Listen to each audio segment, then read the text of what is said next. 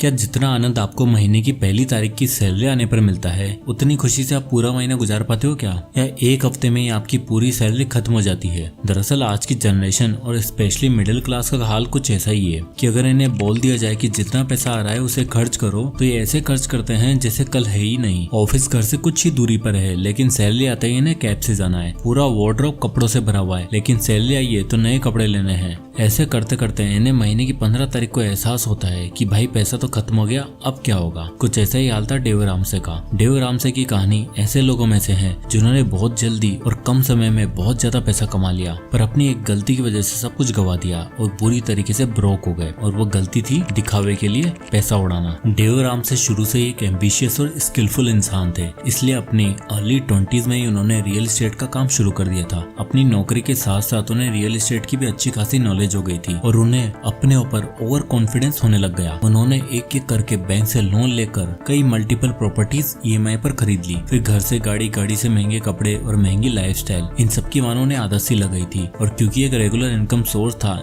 इसलिए कोई टेंशन भी नहीं थी। लेकिन एक दिन उनके साथ भी वही हुआ जो लोन पर भरोसा करने वाले हर इंसान की लाइफ में एक ना एक बार जरूर होता है। जॉब गई और सारी ईएमआई का भार एक साथ एक जगह और एक इंसान पर आ गया। और जब ये हुआ तो बैंक उनका घर ले गए, फाइनेंस कंपनीज गाड़ी घसीट कर ले गई और हालत ऐसी हो गई थी कि उन्हें वापस अपने खर्चे निकालने के लिए अपने माँ बाप के घर जाना पड़ा। एक इंसान जो एक टाइम पे अपने आप को मिलेनियर समझता था, आज उसके पास $5 की कॉफी पीने तक के पैसे नहीं थी। और यहीं से उन्हें समझ आया कि उधार और कर्जों के पैसों से अमीर दिखा तो जा सकता है पर कभी अमीर बना नहीं जा सकता। और अगर सही मायनों में अमीर बनना है तो फाइनेंशियली स्टेबिलिटी का एक ऐसा रास्ता चुनना होगा जहाँ समय जरूर लगेगा पर जनरेशन वेल्थ बनाने के चांसेस 100% से भी ज्यादा हैं। और यहीं से शुरू हुआ उनका ब्रेन स्टॉर्मिंग, बुक रीडिंग और रिडेम्पशन का रास्ता, या कह लो द टोटल मनी मेकओवर का रास्ता। और उन्होंने दिए ये 7 मनी रूल्स, जिसमें सबसे पहला रूल आता है rule number 1, have an emergency fund. दुनिया का एक बहुत ही फेमस लॉ है मर्फी लॉ।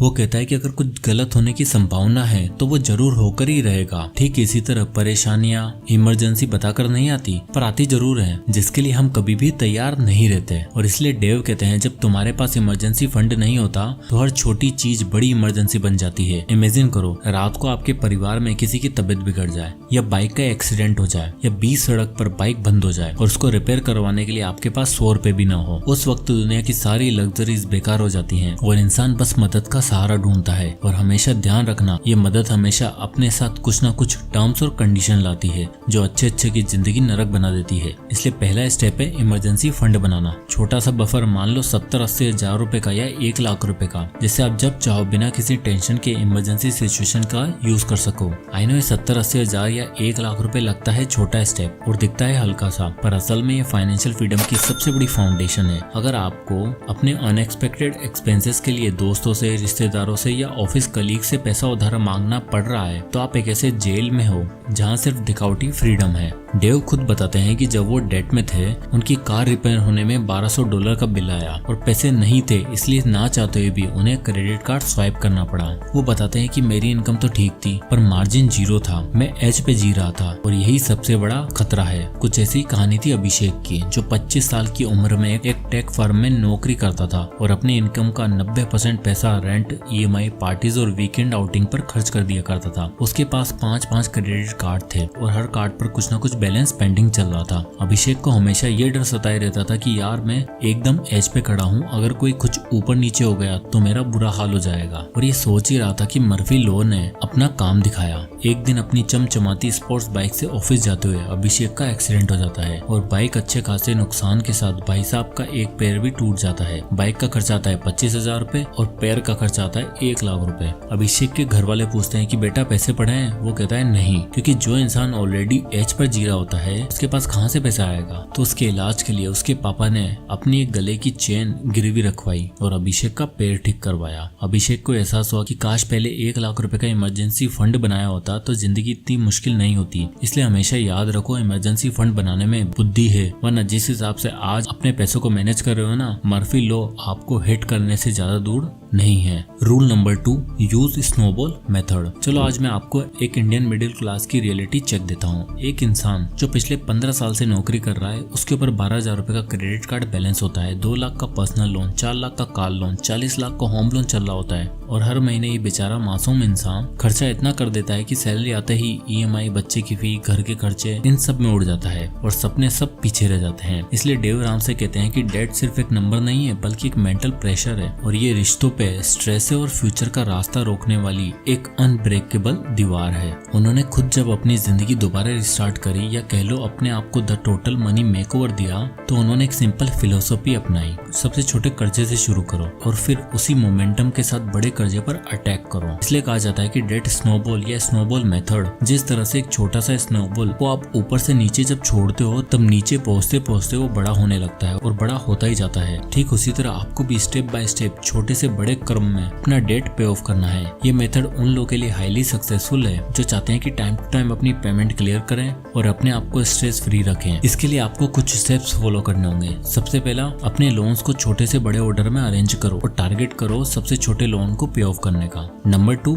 टारगेट लोन को एग्रेसिवली पे करो। हर महीने जितना एक्स्ट्रा पैसा होता है सब बचा के उसे पे ऑफ करने में लगा दो। नंबर 3, जब एक लोन क्लियर हो जाए, अगले लोन पर शिफ्ट हो जाओ और उसे एग्रेसिवली पे करो। फिर नंबर 4, इस साइकिल को तब तक कंटिन्यू रखो जब तक सारे लोन खत्म ना हो जाए। यानी मान के चलो अगर आपके ऊपर 30,000 का क्रेडिट कार्ड का लोन है, 1.5 लाख का पर्सनल लोन है, 5 लाख का कार लोन है, तो सबसे पहले बाकी लोन को हर महीने पे करते रहो और जितना भी एक्स्ट्रा पैसा होता है वो सारा पैसा इस 30,000 के क्रेडिट कार्ड को खत्म करने पर लगा दो। इससे होगा ये कि हर महीने आपके ऊपर एक साथ 3 लोन्स का बर्डन नहीं रहेगा और धीरे धीरे एक एक करके आपके सभी लोन पे ऑफ हो जाएंगे। Rule number 3 to 6 months full emergency fund. सोचो जिंदगी में कभी कभी बिना वार्निंग के तूफान आ जाते हैं और उस वक्त छोटा सा इमरजेंसी फंड एक अम्ब्रेला होता है, लेकिन फुल इमरजेंसी फंड एक बंकर की तरह प्रोटेक्ट करता है। डेव रामसे कहते हैं कि सिर्फ 1-2 महीने का फंड काफी नहीं है, हमें कम से कम 6 महीने तक का लिविंग एक्सपेंसेस जितना फंड हमारे पास होना चाहिए, ताकि जॉब लॉस, हेल्थ इमरजेंसी या फैमिली क्राइसिस जैसी लाइफ लेवल प्रॉब्लम से निपटा जा सके।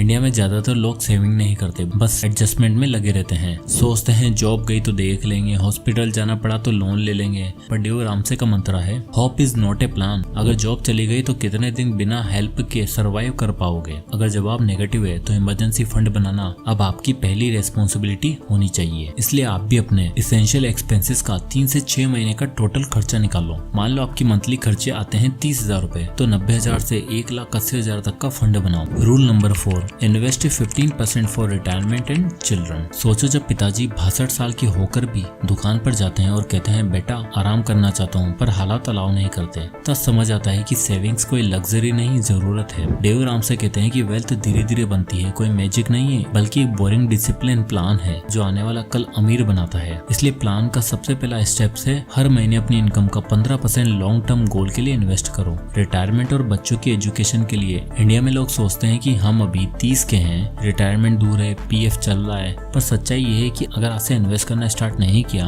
तो 60 साल की उम्र में भी काम करना मजबूरी बन जाएगी। सबसे पहले अपनी सैलरी का 15% निकालो। मान लो 50,000 की सैलरी तो 7,500 रुपए हर महीने आप SIP के थ्रू इंडेक्स फंड में इन्वेस्ट कर सकते हो। 5,000 रिटायरमेंट और 2,500 रुपए बच्चों की एजुकेशन फंड में डिवाइड करो। इससे होगा ये कि साइड बाय साइड आपकी रिटायरमेंट प्लानिंग भी चलती रहेगी और आपके बच्चों का फ्यूचर के लिए एक अच्छा कॉर्पस भी बनता रहेगा। अब आप यहाँ देख ही सकते हो, अगर आप हर महीने 5,000 रुपए 12% के हिसाब से SIP में इन्वेस्ट करते हो और हर साल 10% से इंक्रीज करते हो, तो 20 साल बाद आप देख सकते हो आपके पास मोर देन 1 करोड़ का कॉर्पस होगा। और इसी तरह साइड बाय साइड अगर बच्चों की हायर एजुकेशन के लिए इन्वेस्ट किया तो 2,500 पर 12% के हिसाब से आपके पास होंगे 54,31,504 रुपए। यानी जब तक आपके बच्चे बड़े होंगे उनकी पढ़ाई और हायर एजुकेशन के लिए ऑलरेडी 50 लाख रुपए आपके पास होंगे। रूल नंबर 5, पे of your home loan fast. चलो बताओ, आपका घर आपका है या बैंक का? देखने में तो सब लोग कहते होंगे कि अपना घर है, पर असल में जब तक होम लोन का एक एक पैसा चुकता नहीं है तब तक वो घर बैंक की प्रॉपर्टी होती है। और इसलिए ऑथर डेव रामसे कहते हैं पे of your home loan fast. ये सिर्फ एक सजेशन नहीं है, एक फाइनेंशियल नेसेसिटी है जिसको जल्द से जल्द आपको अपनी लाइफ से हटाना ही पड़ेगा। क्योंकि जब तक आप EMI भर रहे हो तब तक आप एक ऐसे इनविजिबल चेन से बंधे हुए हो जिसमें हर महीने आपकी सैलरी का पहला हिस्सा बैंक का होता है और बाकी जिंदगी बाद में आती है। और इसी जाल में फंस गया महाराष्ट्र का एक छोटे से गांव का आया लड़का मितेश, जिसने 40 लाख का लोन लिया 20 साल के लिए। मितेश ने सोचा कि 40 लाख के लोन के ऊपर 9% के हिसाब से बनता है कुछ 36,000 रुपए। उसको लगा 70,000 की सैलरी, उसमें से 36,000 निकालना आसान है। पहले 5 साल तो सब ठीक चला, पर फिर एक साल आया जहाँ जॉब स्विच के चक्कर में 3 महीने की सैलरी डिले हो गई। EMI का ऑटो डेबिट फेल हो गया, सिबिल स्कोर गिर गया और बैंक ने वार्निंग दे दी।